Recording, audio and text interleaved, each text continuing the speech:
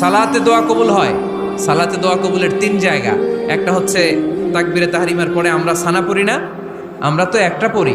আল্লাহর হাবিব সুন্নাহ এবং নফল নামাজে আরো পড়তেন সানা, ওই দোয়া কবুল হয়। 2 নম্বর জায়গা সালাতে সেজদায় পড়ে দোয়া করলে কবুল হয়। আকরাবু মা ইয়াকুনুল আবদু মির রাব্বিহি ওয়া হুয়া সাজিদ ফাকসিরু ফীহি দুআ। বান্দা যখন সেজদায় লুটিয়ে পড়ে বান্দা আল্লাহর সবচেয়ে কাছে চলে যায়। কিন্তু বিশ্বনবী বলে সেজদাটা তোমার রবের কুদরতি পায়ের উপরে পড়েছে।